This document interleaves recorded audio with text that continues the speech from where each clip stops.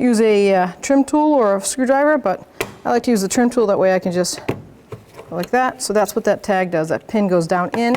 If you have a clip like this, I use this kind of body tool, and then you just grab both sides, squeeze, and you can pull the tag right up.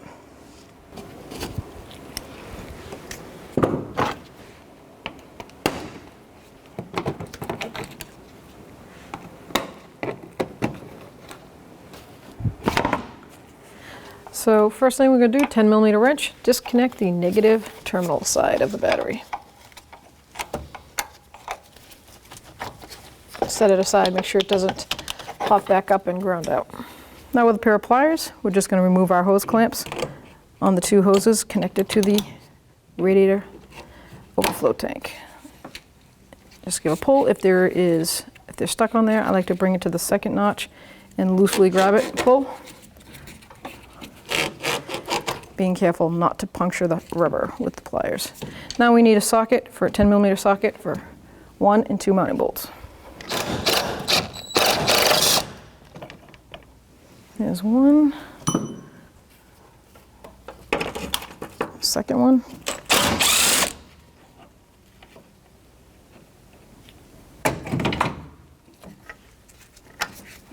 And you lift your tank right up. Remove the right front tire, 21mm socket.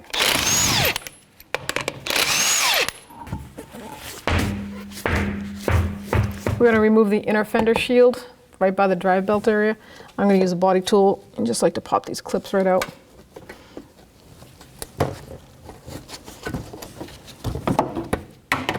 Down below 2.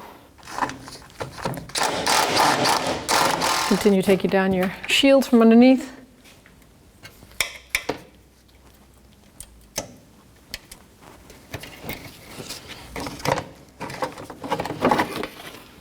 So to loosen the cert belt, it comes with a hectagon shaped for a 19mm socket on the tensioner. So you're going to put a 19mm socket on there, and you're going to pull down and compress the shock and take the belt off. I'm going to disconnect it from the water pump. It's the easiest one because it's a smooth tensioner. A smooth pulley, shall I say. Come right out.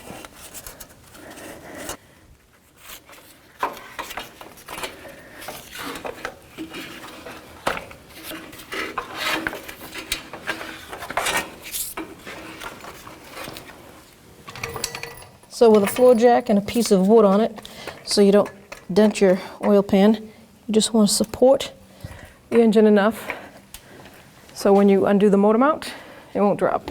I'm going to take this ground strap out of the way. And then I've got 2 mounting bolts here, 17mm socket.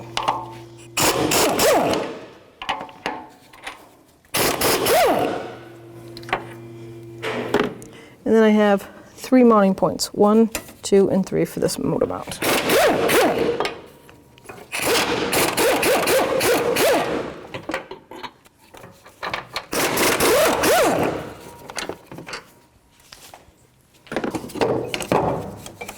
Take this strap off with a body clip tool. You just remove this real quick.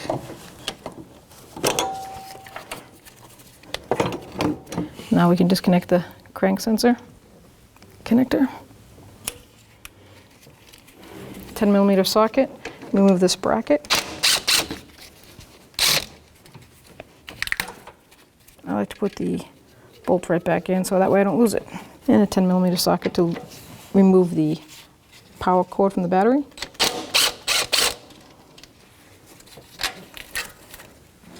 Remember, your negative cable should be disconnected at this point. And then we're going to take the regulator connector off, and the squeeze tab on this looks like it's right here.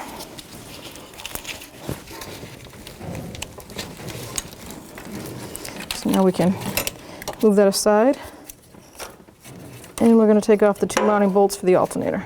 14mm for the long one, 14mm socket. And then the other one is mounted right down here. And that is going to be a 12mm socket. I ended up with a swivel 12mm with extension. There we go. You can remove that top bolt.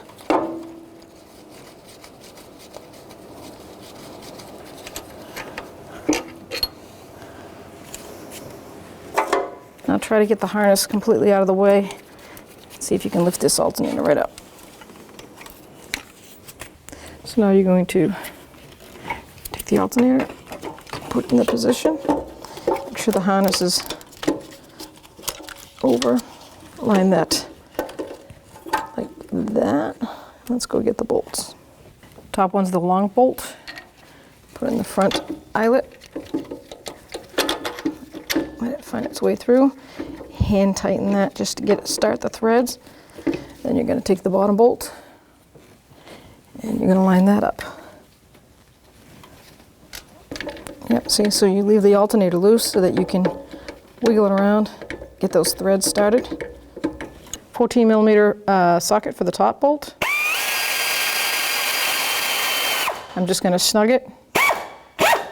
Then I'm going to snug the bottom one.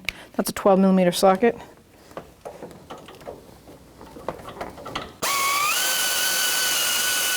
See, it's still a lot of wobble, so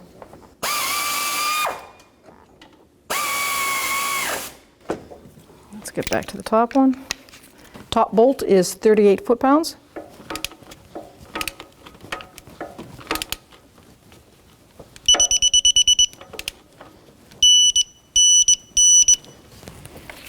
And the bottom bolt to the alternator is 16 foot-pounds. That's a 12 millimeter socket. So the new alternator comes with a new nut for the positive terminal end and a new bracket so that you can put your harness right in, right where they want you to. I'm going to pick the furthest spot. There we go. And you can hook your regulator right up, line it up, clicks, take this new nut off, and then see how the grooves on that positive terminal? They fit right in there just like that. I'm just going to snug that with my hand. Then I'm going to work my way over to the bracket and install the little 6 millimeter bolt. Bring that down, and then I'll just get a socket and ratchet and tighten both those up. 10 millimeter socket, just snug that up. Now as far as the positive cable goes, you literally just want to be gentle as you can. You'll feel it. There it goes. You don't want to be that plastic will crack if you get too ambitious with that. So because this car has some mileage on it, obviously the factory alternator and the plastic cap that was on there to stop anything from grounding out, because that'll blow the system, the cap's missing. So we're going to use some electrical tape. So if yours is missing, I strongly recommend covering it up. You definitely don't want anything getting to this. So I use some oversized 3/8 heat shrink. It's not pretty, but it works. Now nothing's out exposed, so nothing can ground on it. Slide it down on the groove. See those two grooves in there? They're going to go right on that. So you're going to line it up like that. Now that's snug on that bracket, we can take the connector and connect the crank sensor. Perfect. So now we're going to run the cert belt, put it back on. I'm going to run it down below the crank, harmonic balancer, and the AC.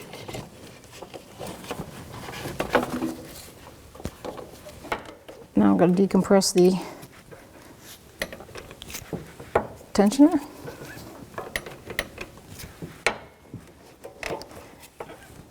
Best bet is to try to get it over the alternator and slide it back over the water pump.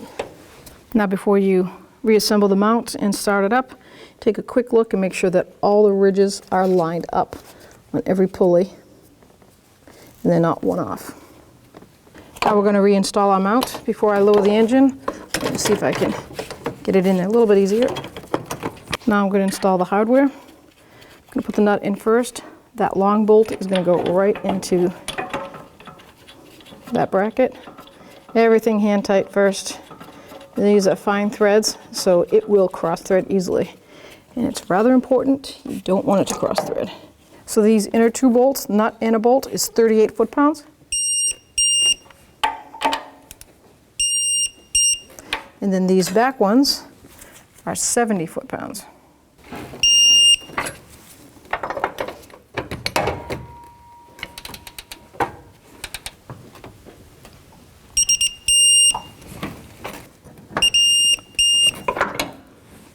Now we can put this ground strapping on.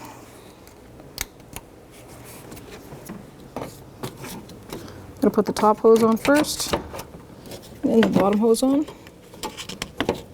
Make sure they go all the way in flush. And I'll start my 2 mounting bolts.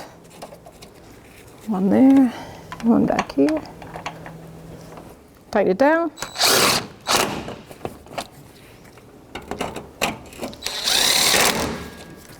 Reattach your clamps.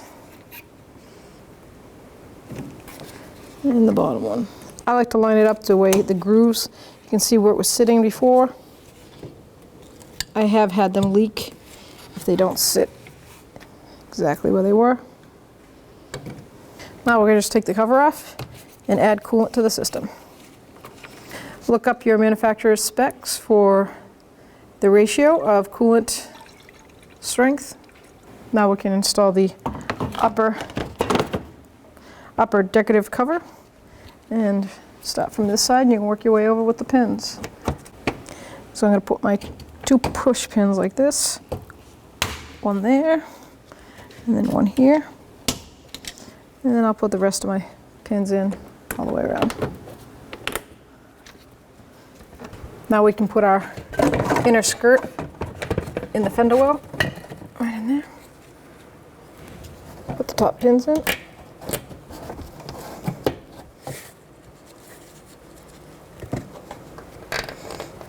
If you have bottom pins, go ahead and put those in too.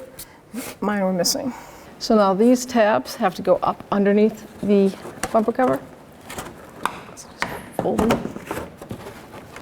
Go all the way across. And now we can put our bolts back in.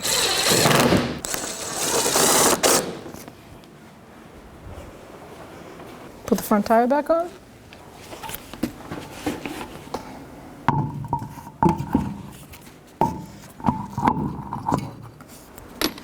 Tighten your wheel up, just snug it up. We're snugging it because the wheel torque is only 76 foot-pounds on this RAV. Torque in a star pattern.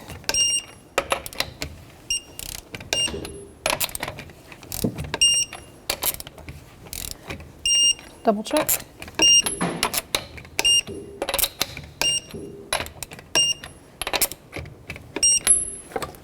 Now the job's done, we can reconnect our negative terminal. 10mm wrench or socket. Make sure you tighten it and it doesn't have any movement to it. Make sure that it's pushed all the way down too. You want to see the crown of the negative battery terminal sticking up.